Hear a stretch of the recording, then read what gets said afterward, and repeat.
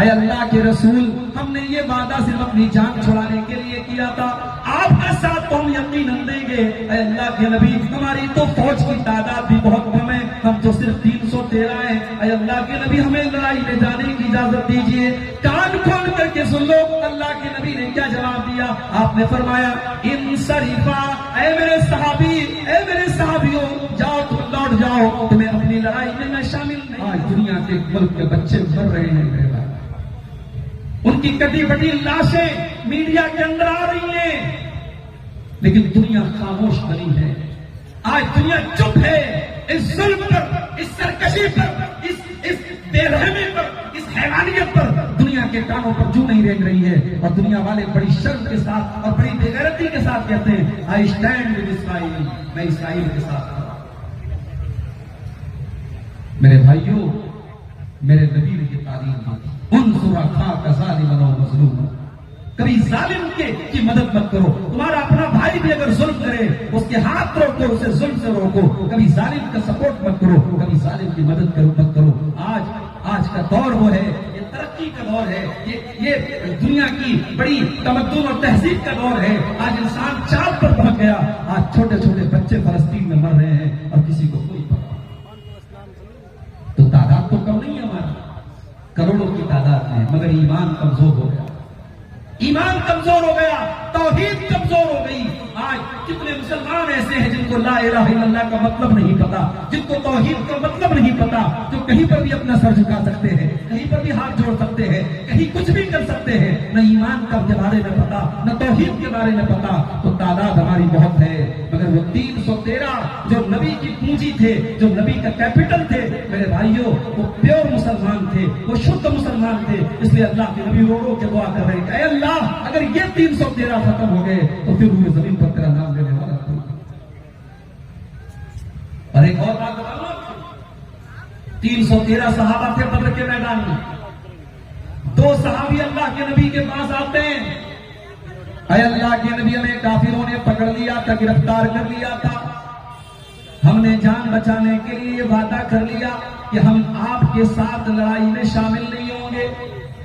اے اللہ کے رسول، ہم نے یہ وعدہ صرف اپنی جان چھڑانے کے لیے کیا تھا، آپ کا ساتھ تو ہم یقیناً دیں گے۔ اے اللہ کے نبی، ہماری تو فوج کی تعداد بھی بہت کم ہے، ہم تو صرف 313 ہیں۔ اے اللہ کے نبی، ہمیں لڑائی میں جانے کی اجازت دیجیے۔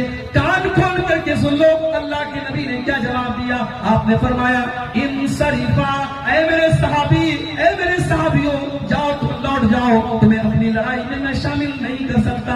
ہم اپنے وعدے کی وعدہ خلافی نہ کریں گے، جو وعدہ تم کر کے اس وعدے کو نبھائیں گے۔ 313 کو 315 نہیں ہونے دیا اللہ کے نبی نے۔ 2 لوگ پڑھ رہے تھے، آپ نے پڑھنے نہیں دیا۔ زبان کی ویلو اور وعدے کی ویلو اگر کوئی سیکھے تو جناب محمد رسول اللہ صلی اللہ علیہ وسلم سے سیکھے۔ تو ایک آنسو تو میرے نبی کی آنکھوں سے بدر کے میدان میں نکلے تھے۔ ایک اور موقع یاد کیجیے، اما عائشہ فرماتی ہیں رات کا ٹائم تھا، اللہ کے پیارے نبی میرے ساتھ تھے، رات کا آخری پہر آیا، آپ نے فرمایا یا عائشہ ذرینی اتعبد لربی، اے عائشہ میں اپنے رب کی عبادت کرنے جانا چاہتا ہوں، اے عائشہ مجھے جانے دو۔ حضرت عائشہ سے اللہ کے نبی بہت محبت کرتے ہیں، اور جب انسان بیوی سے محبت کرتا ہے تو بیوی کے نخرے اٹھاتا ہے۔ بھئی اللہ کے نبی تہجد پڑھنے جانا چاہتے ہیں، اس میں بیوی سے اجازت لینے یا بیوی سے پوچھنے کا کوئی مطلب نہیں ہے، مگر یہ محبت کے اظہار کا ایک طریقہ ہے، یہ پیار کے اظہار کا ایک طریقہ ہے۔ کہا یا عائشہ میں اللہ کی عبادت کرنے جانا چاہتا ہوں۔ اما عائشہ نے فرمایا انی احب قربک و احب ما یسرک، اے اللہ کے نبی میں تو یہی چاہتا ہوں کہ آپ میرے قریب رہیں، لیکن اگر آپ کی خوشی اللہ کی عبادت کرنے میں ہے، آپ بڑے شوق سے جائیں، مجھے کوئی اعتراض نہیں ہے۔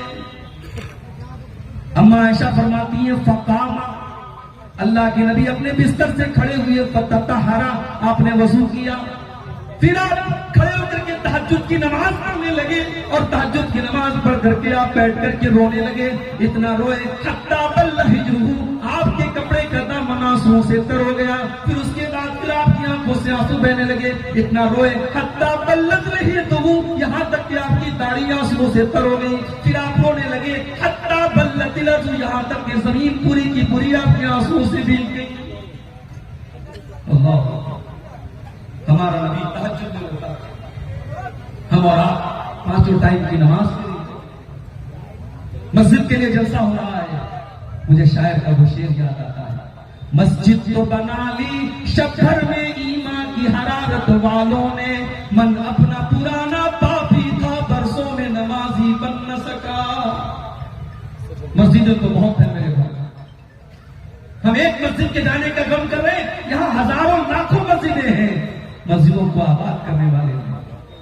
اور کان کھول کر کے سن لو ہتھیا 11 کے میرے بھائیوں، قرآن کی نظر میں مرد کون ہے؟ قرآن نے مرد کس کو کہا ہے؟ قرآن کی نظر میں مرد وہ ہے جو اپنے کام دھندے کو چھوڑ کر کے نماز کے ٹائم نماز پڑھنے کے لیے آتا ہے. قرآن کا 18واں پارہ اٹھا اللہ فرماتا ہے سورہ نور کے اندر، رجال لا تلہیہم تجارت ولا بیع عن ذکر اللہ واقام الصلاۃ وایتاء الزکاۃ. حقیقت میں مرد تو وہ ہیں، حقیقت میں مرد تو وہ ہیں جو نماز کے ٹائم اپنے کاروبار کو چھوڑ دیتے ہیں، اپنے لین دین کو چھوڑ دیتے ہیں، جن کا بزنس، جن کا کاروبار نماز سے بڑھ کر کے نہیں ہے. ہم تو اتنے بڑے بزنس مین ہو گئے، ہم تو اتنے بڑے کاروباری ہو گئے، ہم نماز چھوڑ دیتے ہیں اپنے کاروبار کے لیے، اپنے بزنس کے لیے، اپنی نوکری کے لیے. میرے بھائیوں، کہیں ایسا نہ ہو وہ کاروبار ہمارے لیے وبال بن جائے، وہ دولت ہمارے لیے مصیبت بن جائے، وہ نوکری ہمارے لیے مصیبت بن جائے. 5 ٹائم کی نماز ہمارا بھائی تہجد کیا پڑھے گا؟ یا ہمارے نبی تہجد کی نماز پڑھ رہے ہیں، اور تہجد کی نماز پڑھ کے اللہ کے نبی رو رہے ہیں.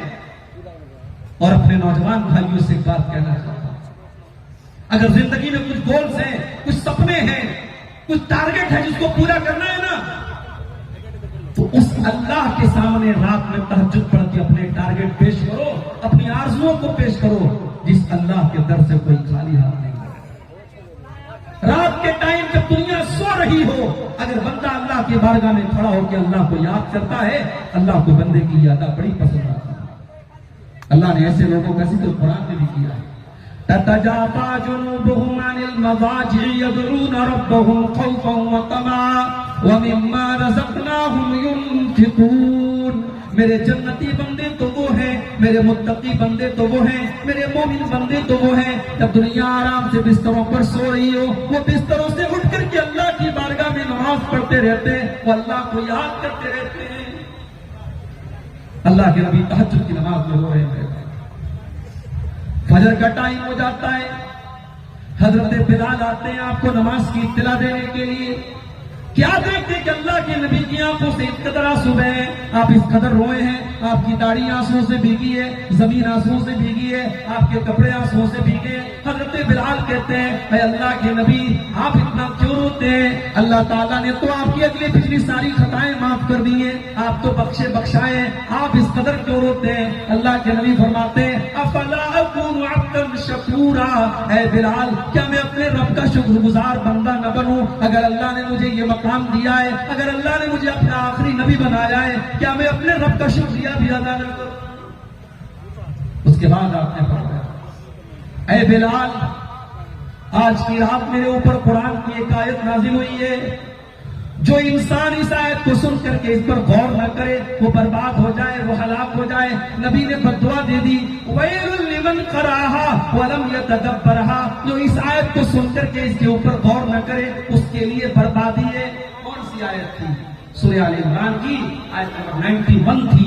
اللہ نے فرمایا ان فی خلق السماوات والارض واختلاف اللیل والنہار لآیات لأولی الالباب، بے شک آسمانوں اور زمین کی تخلیق کے اندر، بے شک دن اور رات کی گردش کے اندر عقل مندوں کے لیے نشانیاں ہیں. اور عقل مند کون لوگ ہیں؟ اللہ نے فرمایا الذین یذکرون اللہ قیاما وقعودا وعلی جنوبہم ویتفکرون فی خلق السماوات والارض ربنا ما خلقت هذا باطلا